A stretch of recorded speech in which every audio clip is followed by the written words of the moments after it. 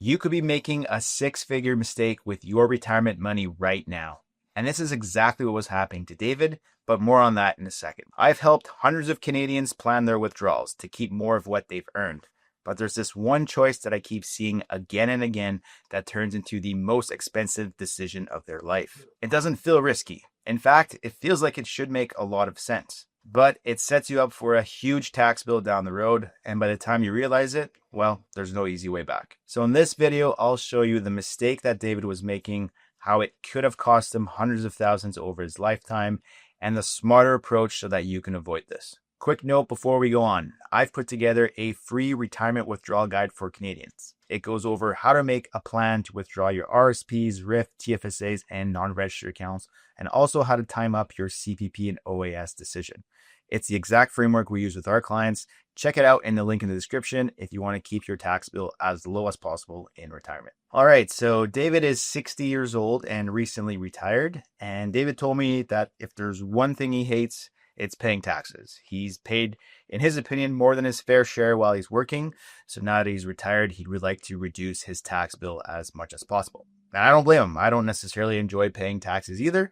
But the question becomes, how do we approach this in the most tax efficient manner? So David told me that he's watched a lot of our videos and he understands the different withdrawal strategies that we go through. But in his mind, he has his own plan to reduce his tax bill as much as possible. So he just wants to see how his approach lines up with the approach that we would recommend, just so that he has that peace of mind and certainty that he's moving ahead with the right strategy for him and his family moving forward. So that's what we're going to go through today. We're going to show you what David's plan was for his withdrawal strategy in retirement versus what we would do in his situation instead. So let's just jump right into it. So like I said, David is 60 years old today. He does have a pension of $36,000 per year that he's receiving from his spouse. He is a widower, and that pension goes up every year with inflation, which we have at 2.5%. As far as retirement accounts are concerned, he has $150,000 in his tax-free savings, $325,000 in his non-registered account, and $1.4 million in his RSPs.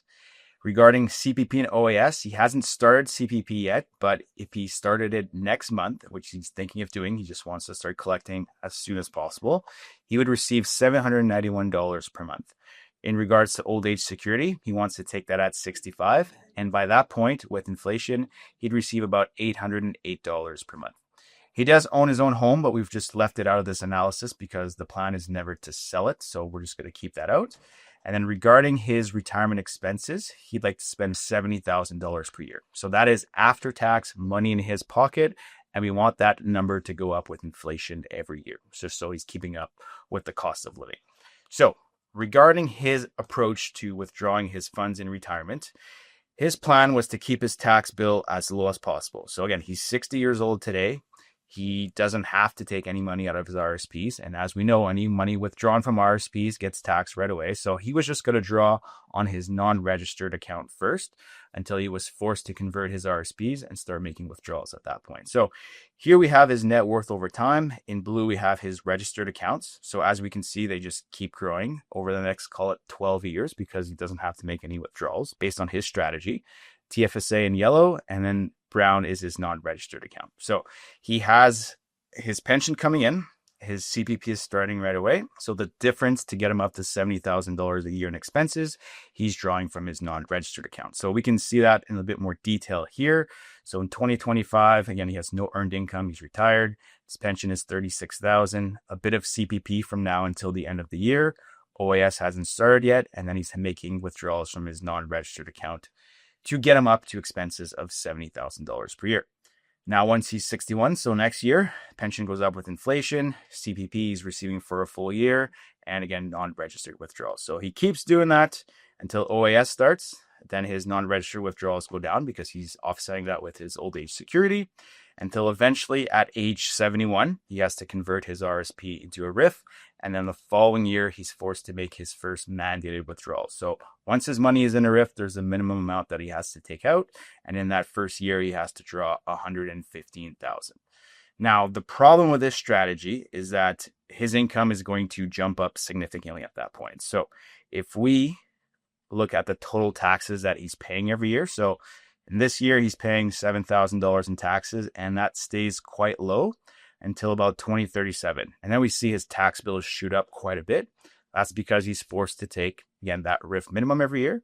So his taxable or his taxes go up to about $60,000 per year. The problem with this, if we look at his tax return and fast forward to the year 2037, he has his old age at that point, 11,000, OAS 12, his pension and RIF withdrawals, 164,000, a bit of income from his non-registered portfolio.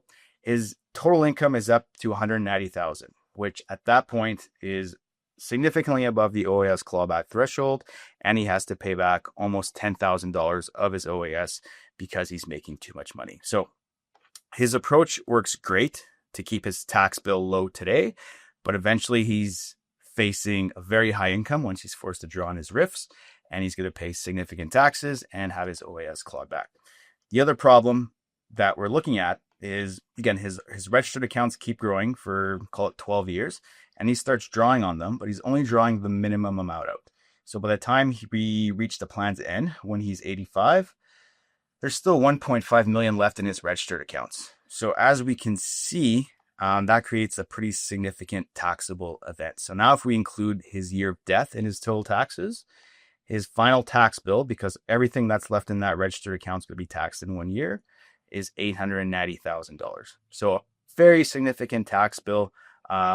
By following this approach, he is right that he's keeping his taxes low today over the next 12 years, but then after that, we're running into huge tax problems. So his plan, as far as cash flow is concerned, so spending $70,000 per year, not a problem at all. He's not running out of money, and on a net estate basis, so after tax at age 85, he's leaving an estate of $2.4 million. So still a very solid plan. Again, he's not running out of money.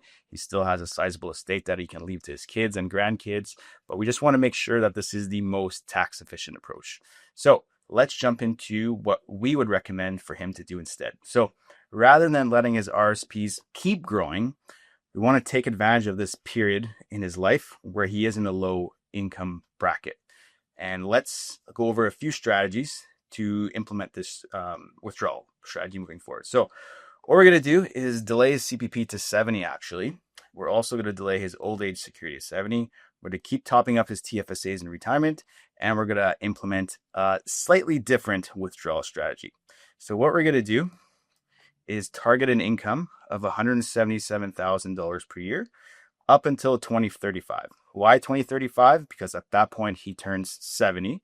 And we don't want his income to be too high because OAS starts, and we don't want to be clawed back. So his income after 70, we're going to reduce it to what the clawback threshold is in today's dollars. So as far as his net worth over time, it looks quite a bit different. So the graph has changed pretty substantially. Now the blue or the registered accounts get drawn down more aggressively. They're not actually growing over the next 12 years. We're making pretty significant withdrawals. So if we look at the cash flow projections, we are $36,000 from the pension. He's withdrawing $55,000 from his registered accounts to meet his expenses, but we're also making additional withdrawals on top of that, and that goes into his non-registered account.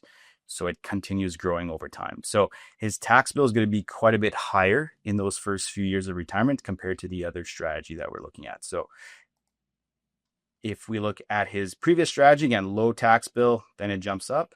Whereas our strategy, you're going to pay a lot more taxes today. And I know it's going to suck, David, because I know you hate paying taxes, but trust me, it's going to pay off in the long run. So tax bill is quite a bit higher because we're drawing a lot out of the RSPs early on.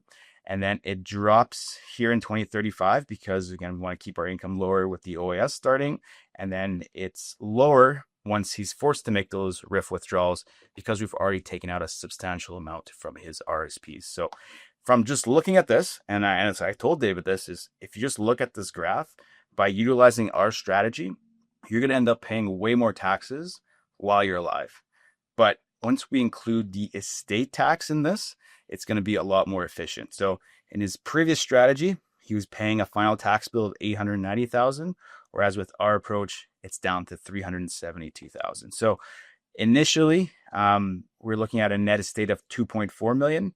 Now we're looking at an estate of $3.18 million. So call it $800,000 difference just by implementing this strategy. So Totally understand what he wants to do, keep his tax bill low today. It does feel good to do that, but you can't just think about your taxes today. You have to think about your tax bill over your life and upon death, and then use the strategy that keeps that tax bill as low as possible. If you're wondering whether your current setup is quietly costing you, then check out our Atlas system.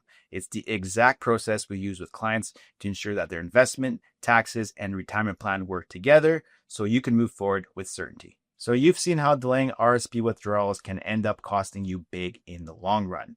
But knowing the problem is just step one. The real magic is in the tactics that make the RSP meltdown work without leaving you short on income. So in this next video, I'll show you 3 specific RSP meltdown hacks and how they can end up saving you tens of thousands in taxes throughout your retirement. I'll go through each one and when and why it makes sense to use. Click here to check it out.